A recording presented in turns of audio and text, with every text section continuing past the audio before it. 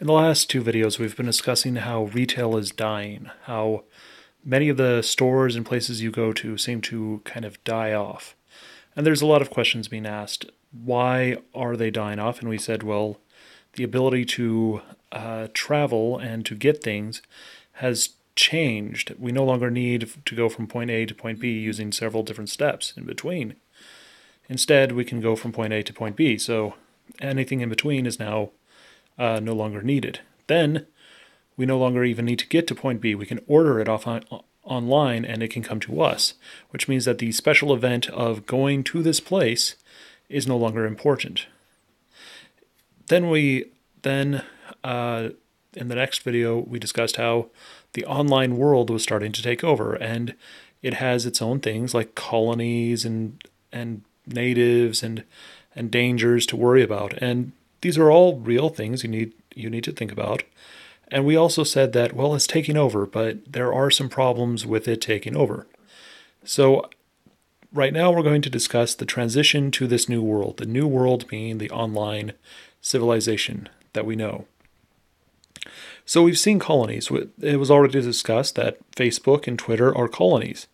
Now the trick is, in your mind, a colony must mean that our civilization is making a colony in that civilization. And the reality is, no. It stands as kind of a gateway. It is, in fact, a colony for the internet to take over our lives. And has Facebook and Twitter and places like and websites like that taken over? The answer is yes, of course. Just about every phone I can think of, or everyone I know of, has a Facebook account. They have billions of accounts set up for people to use Facebook and to get a hold of it on any device that they have. The same with Twitter. Well, Twitter has some questionable stuff, and I'm not going to get into it too much. But this colony isn't a colony that is us colonizing them. They are colonizing us, or the internet is colonizing us and getting us into the idea of new worlds and open ideas. And frankly, Mark Zuckerberg and all those people aren't thinking of it in that way. They're thinking, I'm going to make money off of this. How do I make money? How do I do things? Which brings up the next question. When everything is free, how will we afford it? This is a quote. I was telling my dad about how all these things were happening, so the cost of things were dropping, but it meant that all sorts of jobs would be lost, and all sorts of ways of making money would just disappear. So how do we survive?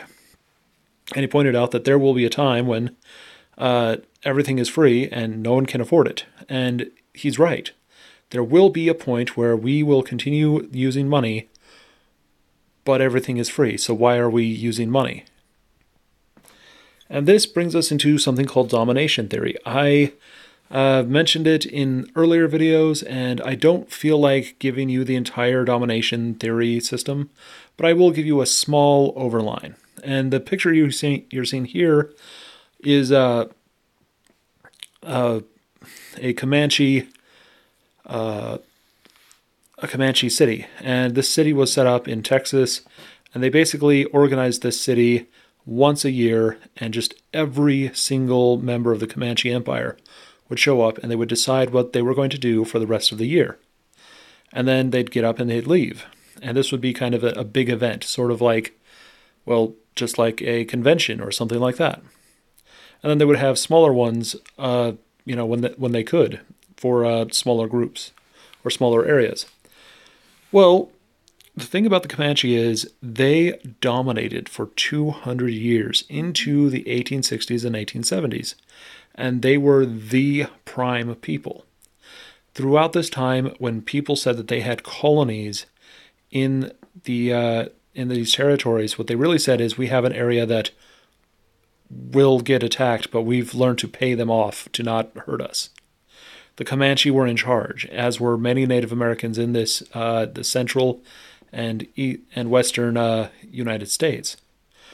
The reason why they failed wasn't because of anything by an outward group.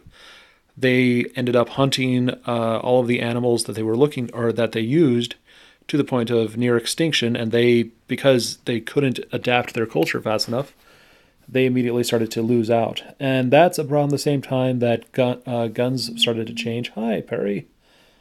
Go away. Yee. And that's around the time that many of the settlers were creating new guns and new ways to fight back.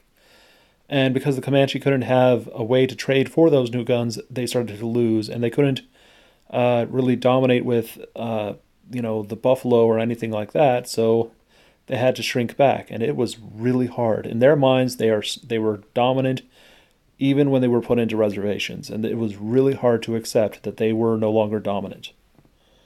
And this transition area has a point. We call it the buffer time. And the buffer time is, as you can see, when the incumbent and the disruptor are about even, and it doesn't look, or nobody has realized that this is happening. The closer you are to that crossing, the more obvious it is, and the more they work to kind of make it ignored. Man, there's so many like this. This is all based on something called disruptive theory, and please don't ask me the guy's name. I just look up disruptive innovation, and you'll find the author of it, and he made some great books on the matter. But what I'm talking about is the buffer time when they didn't realize that their domination was being lost, and that things were equalizing. See that just that little cross? That is a point where they could equalize. And, at any point they wanted to, the incumbent could come back.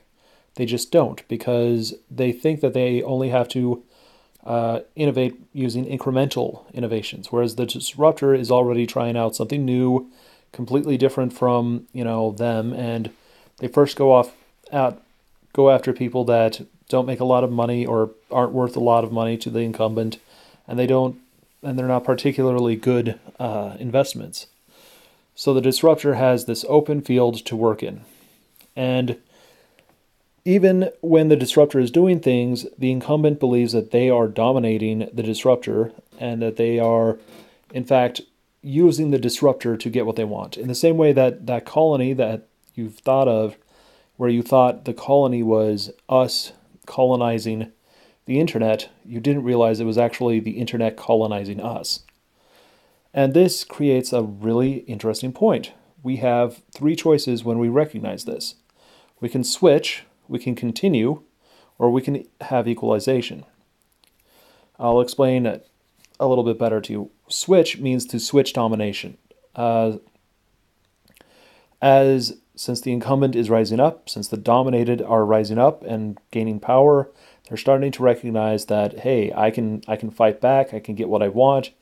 They should do as I say. And there becomes a time where, when given the choice, they'll say, no, I want more power than them. This makes me more powerful.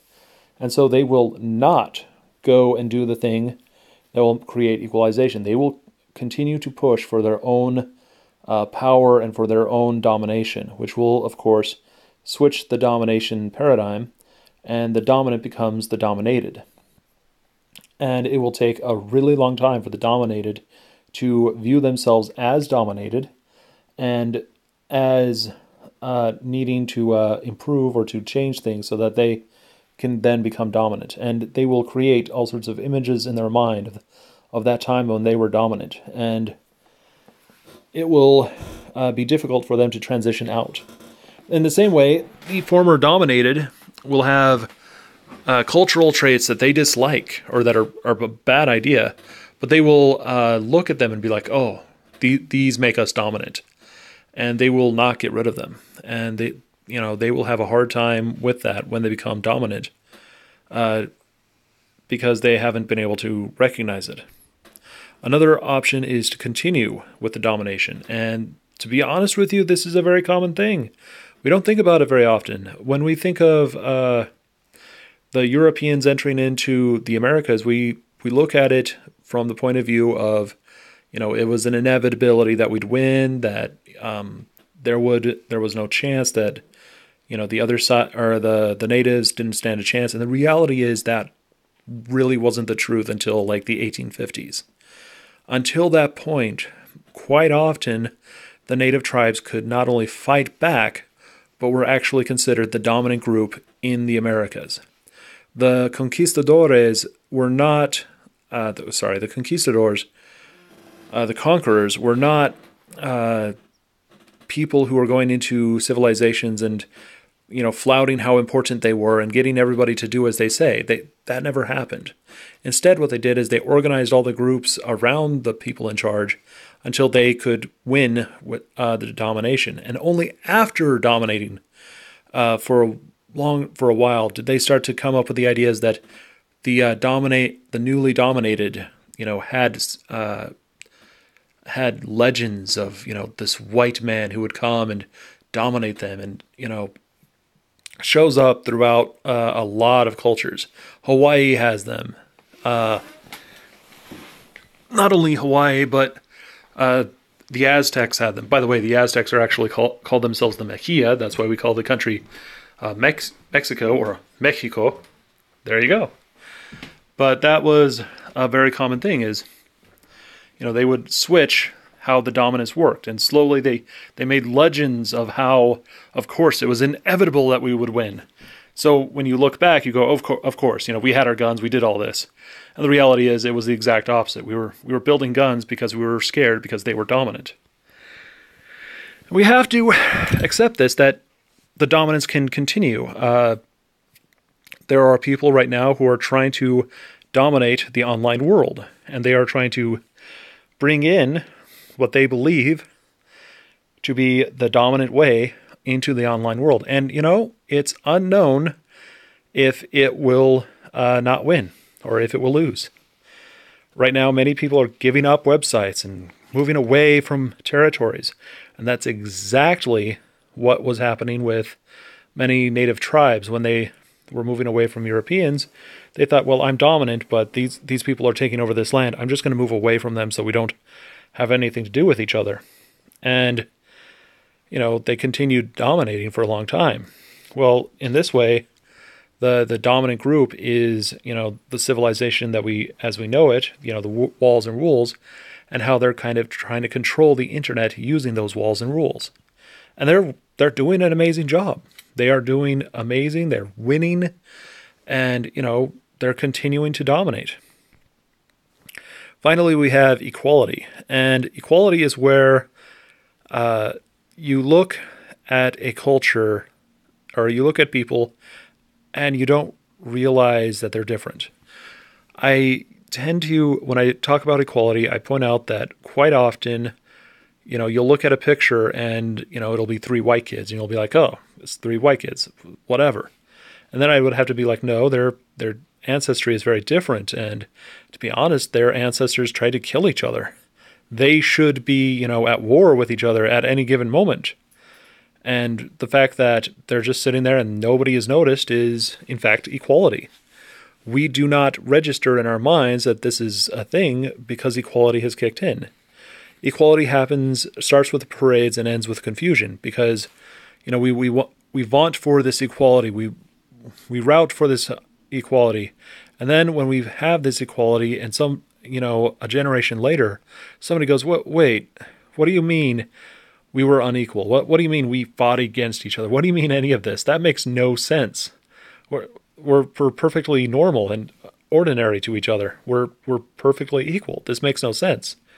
And that's how it ends. Equality will end with confusion.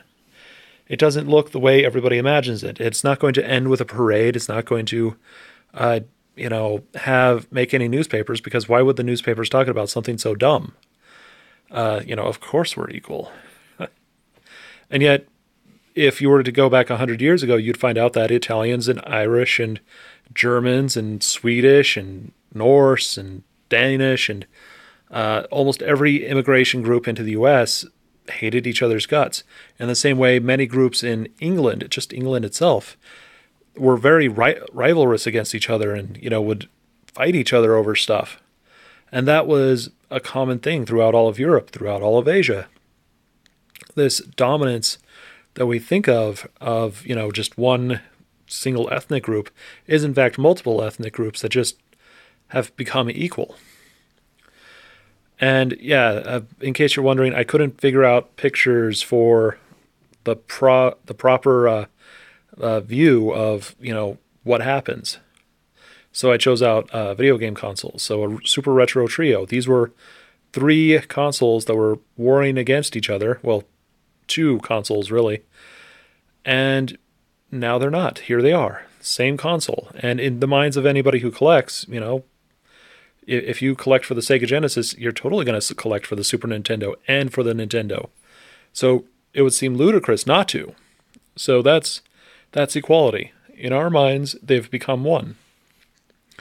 And that is a basic understanding of this buffer time that we're in is us allowing the dominant civilization to continue being dominant, even as online, the world of tech is taking over. And it's a scary subject.